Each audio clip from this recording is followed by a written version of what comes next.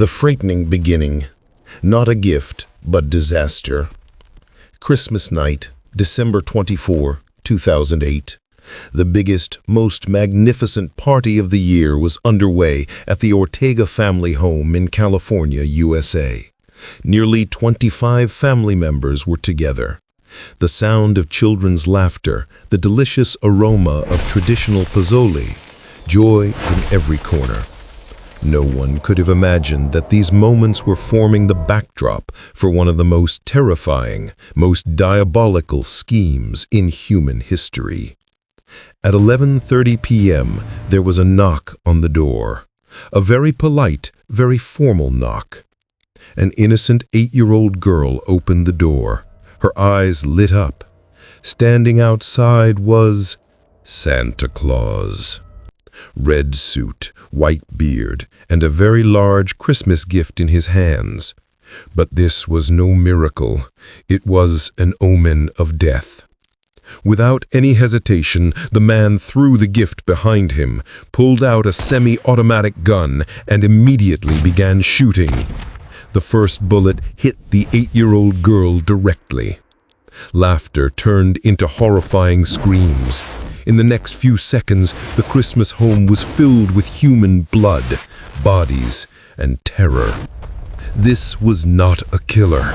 This was a devil burning in the fire of revenge, who committed the most heinous crime while wearing the sacred costume.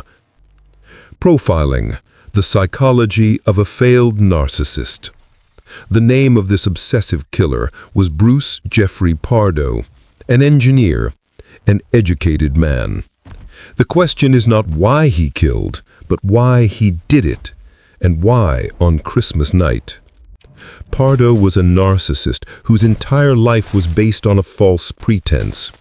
He wanted respect, control, and financial superiority. In 2008, all control over his life ended. He was fired from his job. His income was gone. And then, in the divorce settlement, the court ordered him to pay a large sum to his wife, Sylvia. This order struck Pardo's ego like lightning. He complained that Sylvia was cleaning him out. Losing his job and a loss of $10,000, he felt the complete destruction of his prestige as an engineer. But that wasn't the real explosive trigger. The most horrifying motive was the secret Sylvia had discovered. Pardo had hidden a disabled son from a previous relationship. Even more disgustingly, instead of financially supporting the son, he was using him as a tax write-off for tax evasion. This secret was devastating for Pardo. Sylvia could expose him to the world. All of Pardo's social respect, all his lies, everything was at risk. The purpose of this massacre was not just to save money.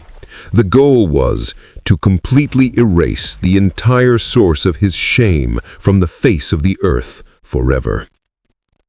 The heinous planning, the final blueprint. His planning shocked investigators. Pardo had not gone emotionally insane. He had gone mathematically insane.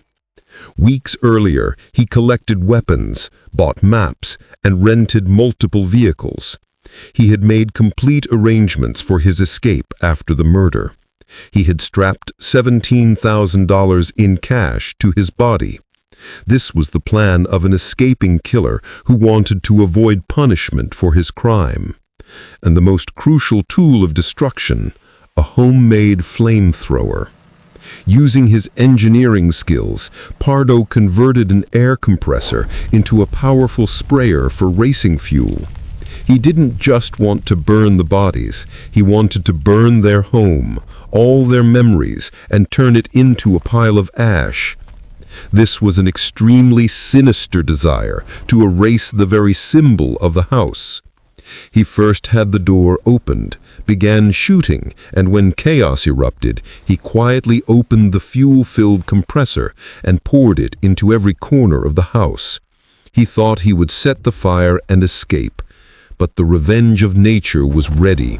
The fire which he started for others was the first to engulf him. Self-destruction, the fire backlash. When the racing fuel had spread, any small open flame in the house, perhaps a candle or fireplace, ignited it, and there was a horrific explosion.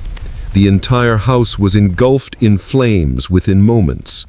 This explosion was the most fatal turning point in Bruce Pardo's escape plan. The flames directly targeted Pardo. The Santa suit melted and stuck to his skin. He was severely burned in the fire. Horrific third-degree burns made his escape impossible. A wounded, burned man in the guise of Santa, how could he go to the airport? He was trapped in the hell he had created himself. More than 80 firefighters fought the fire, but it was too late. 9 charred bodies were found inside. Sylvia, her parents, her 4 siblings, and a 17-year-old nephew. In a single night, a single obsessive revenge had wiped out an entire family tree. Pardo's goal was achieved, but his own life was also not spared. Final control and tragic legacy. Several hours later, at 3 a.m. on Christmas morning, Pardo was found dead at his brother's house. Extreme pain and fear forced him to abandon the escape plan. He committed suicide by shooting himself in the mouth.